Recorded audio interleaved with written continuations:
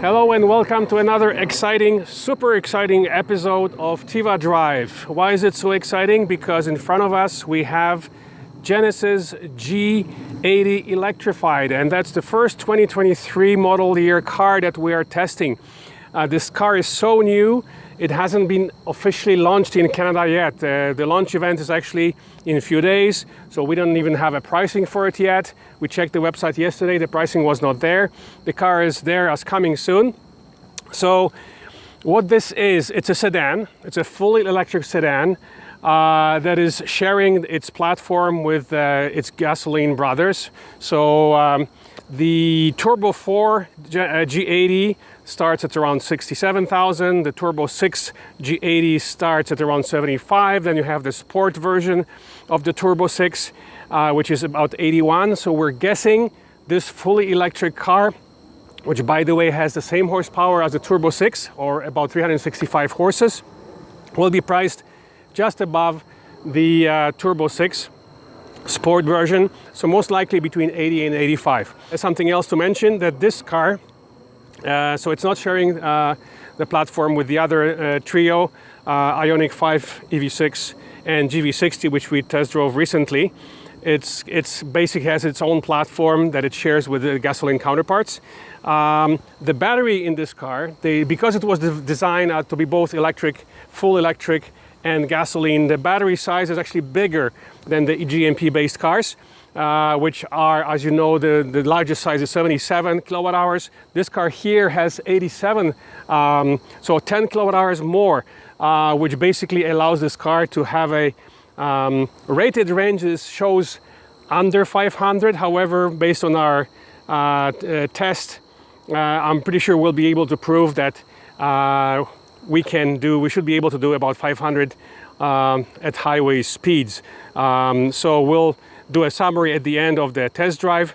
We only have it for a few days, shorter than usual, so we are not able to do all the same tests as we did on some of the other cars.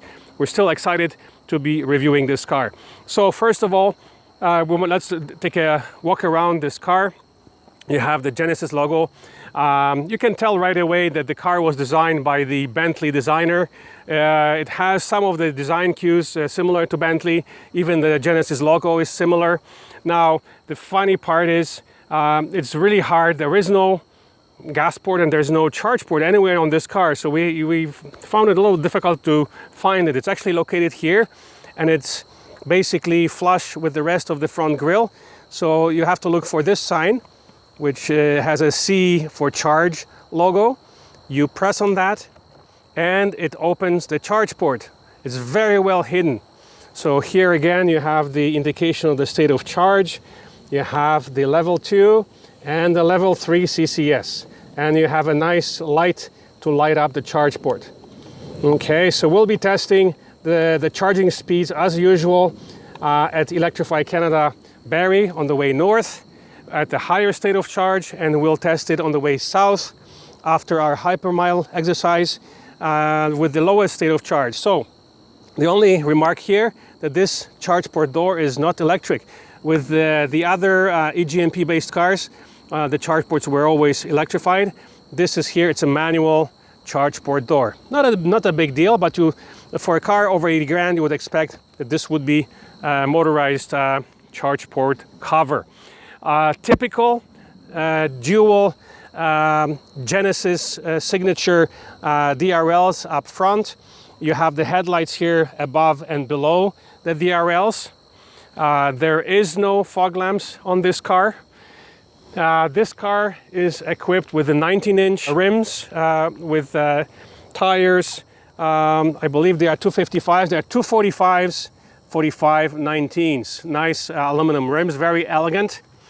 You have two more LEDs on the side, which are your basically side markers and your turn signals. So they are very visible from the side from far away. Again, two large LEDs here. The profile from the side, you can see it's a very large sedan limousine.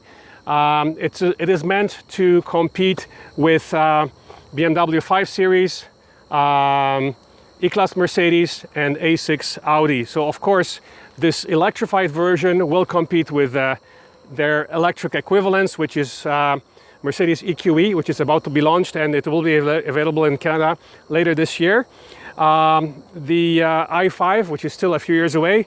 Same with the A6 e-tron, it's still a few years away. So right now, this car, short of perhaps Tesla Model S, which is way more expensive, it's also more powerful and has a bigger battery. But this is the size of the Model S, but priced at almost at Model 3 price.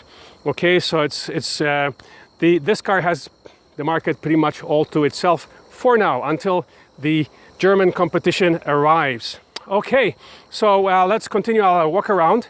We'll show you the fantastic space front and back later on once we sit inside. For now, you can just have a peek at the interior. Very elegant interior, great sound system, Genesis logo in front. It looks different than the eGMP based cars. It's not the one screen, you have two screens, the dashboard and a separate center screen with horizontal orientation. And the center tunnel is quite large as well, with lots of storage, so we'll go through that in a moment. 16-way adjustable sport seats with heating, cooling and massage, which is to be expected of this category of the car. By the way, before we forget, it's the first Kia Hyundai Genesis product that we see that has a soft close. There you go, beautiful. The other thing about this car, you have the blinds on the rear doors. They are manual blinds. You also have a rear blind. I'm not sure if it is actually up, so maybe you can just show it in the back. There's a blind behind the back for the rear passengers, and it can only be opened by pressing a button on the center console here on the middle seat, which is right here in the middle. So here you have the two cup holders. You have the button in the middle here to open and close the rear blind. So when you have the fifth passenger in the middle and this is folded, you won't be able to close the rear blind. All right, so let's continue our tour. And the back, that's an interesting thing, because now this car is equipped, as all the other Kia Hyundai Genesis cars, with the intelligent or smart liftgate. This is, of course, it's not a hatchback, it's a sedan, so it's just a basically trunk here.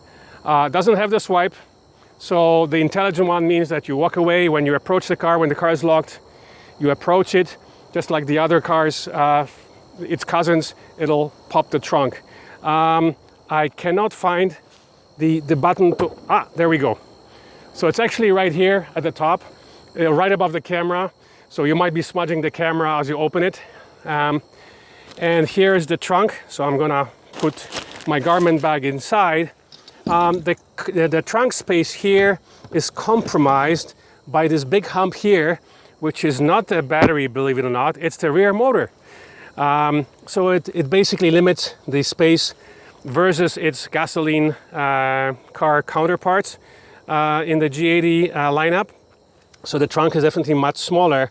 There's still a pass-through, but because of the hump, you won't be able to load as much stuff in this car as you would in its gasoline counterparts. So just like with this kind of reminds us of our Ford Fusion Energy, which had the same kind of hump. We had to buy a roof box for our longer trips that we did in the car.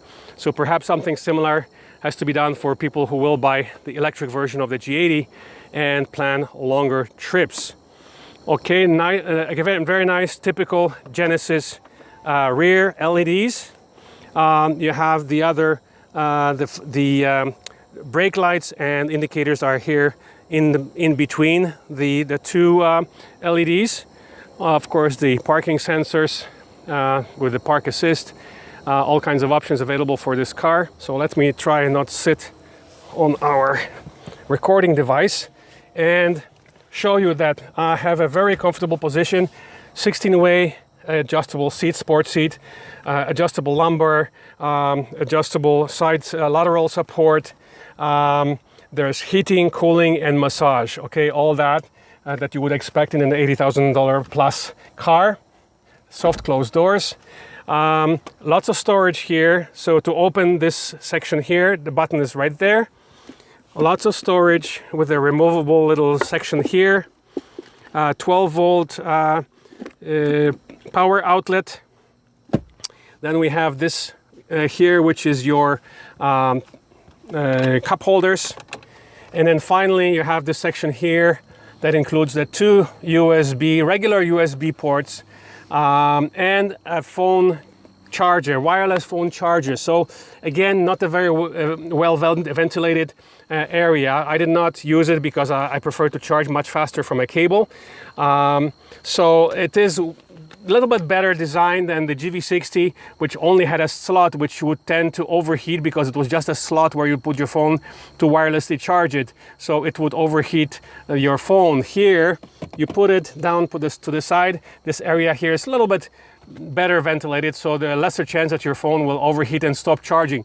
The other thing that unfortunately you have the two regular USB ports and we were able to charge the phone connected, but for some reason the card, the Android Auto, did not recognize. Maybe it's the wrong cable to be used. In any case, we were not able to test the Android Auto which the car comes with. It also, of course, Apple CarPlay. Both of them have to be connected via cable. They are not wireless versions of the Android Auto and Apple CarPlay. So that's about it. Now here in the center, what kind of controls you have? So perhaps before we hit the road, we'll go through all the different menus and things located on the center console, as well as the dashboard and the center screen, as well as the climate screen. For now, let's jump in the back seat to show you the space in the back, because this is a large limousine sedan. So let's show you the back space. So now the one thing of note in this car, the G80 Electrified, as I mentioned, the platform has been designed to handle full electric as well as gasoline cars. So because the battery is located under the floor of this car, the Electrified, is much higher. You have less space for your legs, as you can see. I can still put my feet under the seat in front of me, but my knees are much higher than they would be in the gasoline counterpart. So your knees are kind of way up. It's still a fairly comfortable, position. Two cup holders, as we mentioned. This is the button to open and close the rear blind. It only works when the car is on, though. And you have the rear seat heaters. Additional storage with USB charge ports and the light. Here in the back you have your climate control, so you can control the temperature, the fan speed, on, off, auto, and the airflow direction. Now this car only has the vents in the middle. It does not have the vents in the side, in the B pillars, which is kind of surprising for a car in this category. Its German competition has the vents both in the middle and in the B pillars. Okay, so just a little note about that. All right, so that's about it for the walk around. Now here there is a pass-through, as we mentioned. So because of the hump, actually those seats do not fold down. So this is the only pass-through for long items, keys, etc. To the trunk. So because of the rear motor located in the regular gasoline version, you can pull down the seats. Here you only get the pass-through. So again, the seats do not fall down. Now the other remark, as we mentioned, is when you have the passenger in the middle, and obviously you have 3 seat belts, so this is designed to be a 5-passenger car. When you have a passenger sitting here with 5 people, you won't be able to operate the rear blind because the button is right here. We could not find the button or way to operate the blind from the menus on the center screen, unfortunately. Okay, so let's jump in and take you for a little spin in the car. I wanted to quickly go through the screens because they're slightly different than its other Korean trio of cars, it being the EV6, Ioniq 5, and GV60. So this Genesis G80 sedan is not on a dedicated platform. It's a platform shared with a gasoline version of the car, so the screen's a little bit different. This is also the only one. So you have the dashboard here, you have the 3D effect, which you can turn on or off. So initially I thought that there were actually two screens. The middle one was a separate one, and then the gauges behind were separate. But no, it's actually the same screen with a 3D effect, which you can turn on or off. Okay, so the screen will change according to your driving mode. So your drive mode button is located here. So right now we are in normal. Now we are in sport. So it changes, and actually the seats adjust. It hugs you more in the sport mode. So the lateral support squeezes you as you put the car in the sport mode, and the gauges are different. And then when you go to Eco, there you go, yet another screen. So we've been driving mostly in Eco mode to hyper mileage. As you can see, our total test, we've driven 350 kilometers, and the average is only 16.5, even though we've done a lot of highway.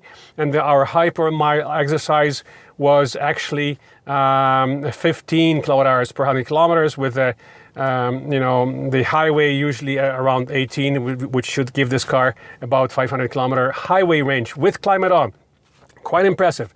All right, so that being said, you have the same screen as the other trio of cars, so the rest of them we won't go through it because it's all here. You have the map, you have the nav, you have the radio button, media.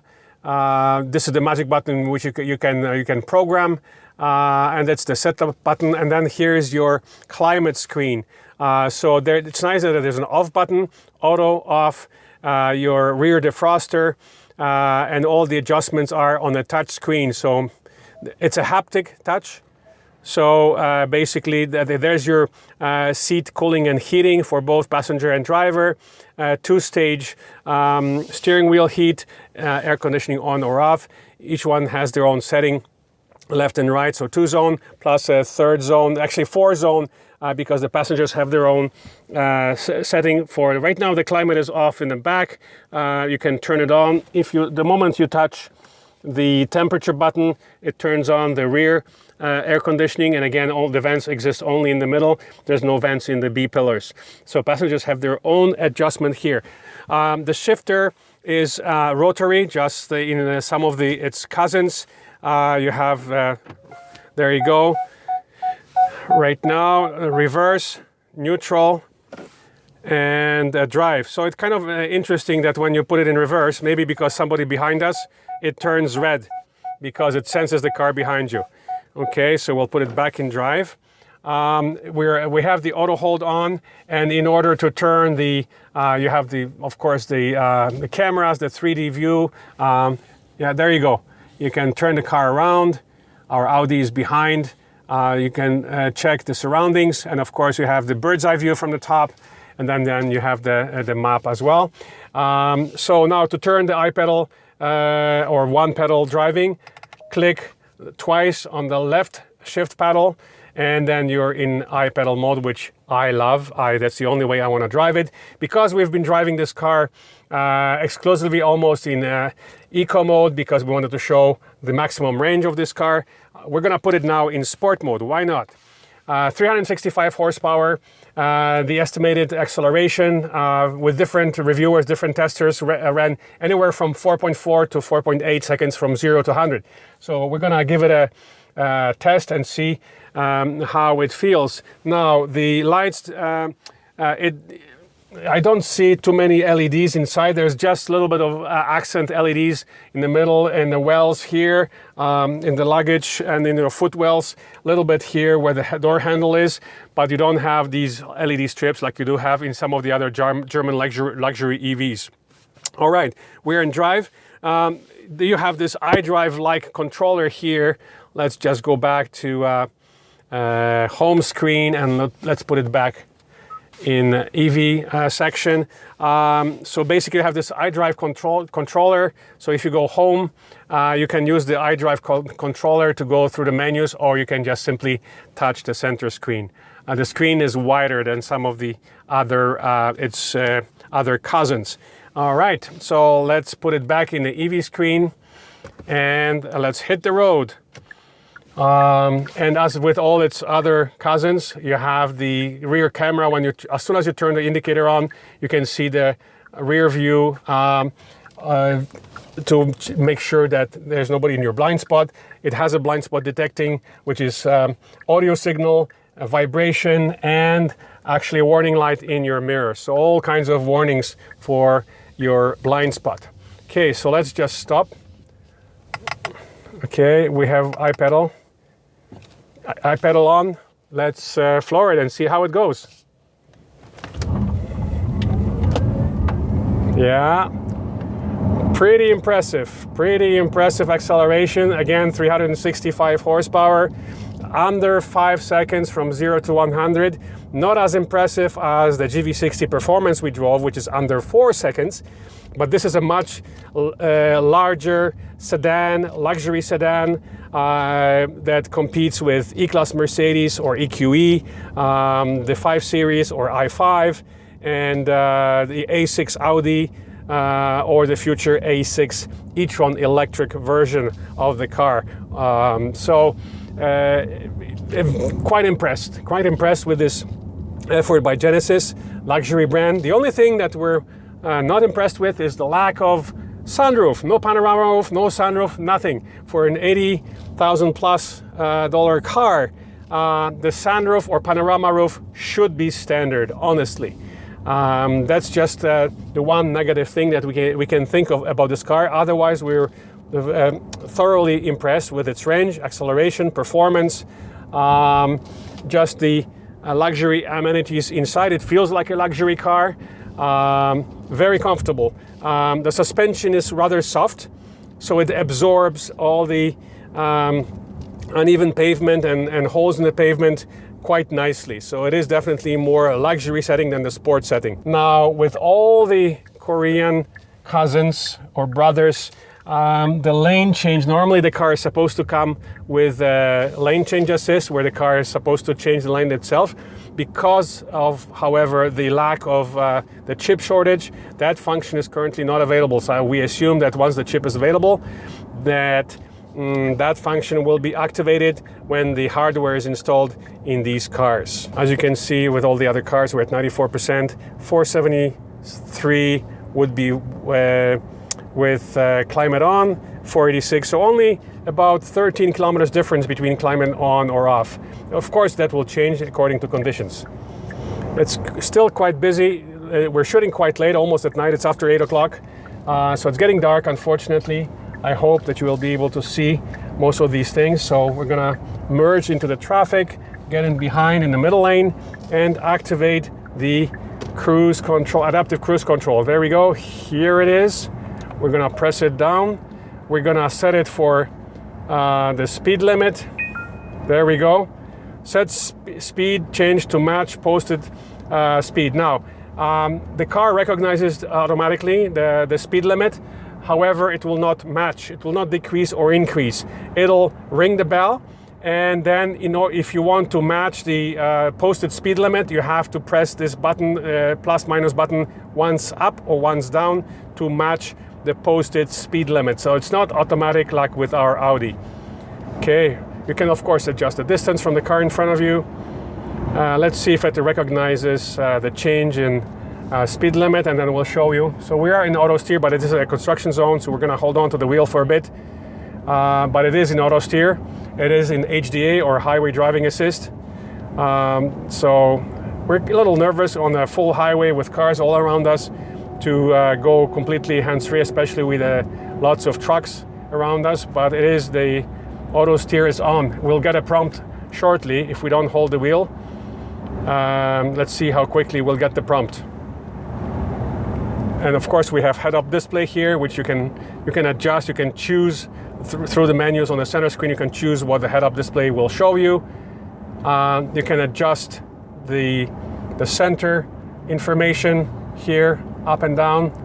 You have the current drive statistics. You have total statistics. Then you have the energy flow. Right now we're rear-wheel drive. Select contents, tire pressure, attention level. They rate you. This is your speed And then basically now you can also change the menus. There you go. Here's your 3D display of the autopilot. Let's see if the prompt will appear also in this on the dashboard. So definitely a 3D effect. It's kind of cool. So the other cousins don't have this function. There's a car approaching from the left. You can see it on the screen here. Yeah, the 3D effect is kind of nice. So far, HDA is working fine. Keep hands on the steering wheel. There's our prompt. So around a minute or so. Let's see, we'll try and change the lane. See, normally it's supposed to change the lane, but this function is not available right now. Okay, so it's gonna resume automatically. Let's see, there's car merging, so we have to be ready to brake. The car will brake automatically, of course, all by itself. There we go. If you press the menu again, it shows you navigation. Of course, right now it's just a compass because we have no navigation set. Press the menu again and adjust the speed again. So speed, navigation, or the autopilot displays. So very well designed system, works very well. Of course, you have to stay in control at all times. You have to hold the wheel and stay in control at all times because every auto steer system has its limitations, okay? So let's get off the highway here. And yes, so we'll do a final summary at the charger in Milton. We'll talk about the statistics of the consumption, about the range, about our general impressions. But I can tell you right now that we are very impressed with this effort from Genesis. Again, it has the market all to itself, save and except maybe for Tesla. As we said, it's basically sized like the Tesla Model S, but priced almost like a Tesla Model 3. Okay, so here we are at the final section of our review of the 2023 Genesis G80 Electrified. It's kind of a funny name, again, because this is a pure electric. This is a different platform than, as you know, than the other trio of Korean electric cars based on the EGMP. This one was on a multi-use platform, so it was designed to be electric, full electric, but it's available as a gas car. The exciting part of this particular review is that we're testing it before the car is even launched in Canada. So we don't even know the price. We know the specs. There's been a few preliminary reviews. Just to summarize, again, this is an all-wheel drive, 365 horsepower car. The acceleration figures that were published by the testers ran anywhere from 4.4 to 4.8 seconds per 100, up to 100 kilometers per hour, which is quite impressive. That's about it. We just wanted to mention the statistics of our highway drive, as well as driving the side roads. And we wanted to tell you our two experiences, the usual testing of the car at the higher state of charge in Barrie on our northbound route to the lake house. And then today we drove it back down via Collingwood, from Midland via Collingwood to Milton using the side roads. So the car is a very efficient car, even though it's a large sedan. That, as we know, it's going to compete against the Mercedes EQE, BMW i5, which both of which haven't officially even arrived yet, as well as the BMW i5. So EQE, i5, and A6 e-tron by Audi, all of which have not arrived. So right now, this car has the market all to itself.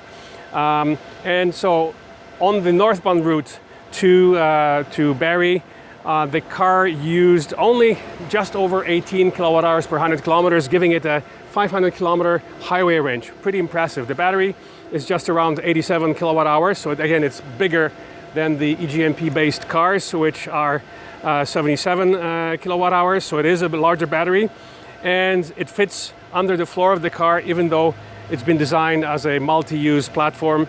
So it's, again, all electric or gasoline. We'll show you the trunk as well. The trunk space is a little bit compromised, but not by battery, it's compromised by the rear motor. So you can refer back to the our walk-around view of when we showed you the trunk space. And of course there is no frunk because that's normally where the engine sits, and it's just filled with electronics up front. So there is no frunk in this car.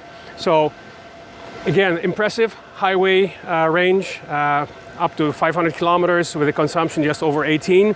On the using side roads today, we had a consumption of just over 15, giving it almost a 600 kilometer range using the side roads. And so the other impressive thing about this car, even though it's a multi-use platform, is the charging speed.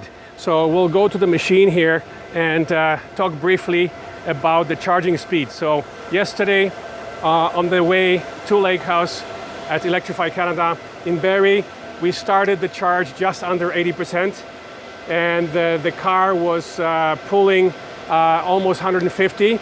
Even at 85%, it was still pulling 100 kilowatts. So it's an excellent charging curve. Today, we started at around 65%. We hit the maximum charging speed at 65%, which was 187 kilowatts, just very briefly, and then it tapered off to 170, closer to 80% state of charge. It was still pulling, almost 150. And then, of course, yesterday, above 80, we were still above 100 kilowatts. So right now, above 90, it slows right down, which is normal. We're at 93%, charging at 33 kilowatts. It's still faster than the Ford Mustang, which at this stage, the Mustang would be doing half the speed. So it's, again, very impressive charging curve for a multi-use platform. It's not as fast as the eGMP-based cars, such as the GV60 we just tested, because that car is capable of 230 kilowatts, as you know, and we were able to obtain that speed on the GV60 at the same machine here.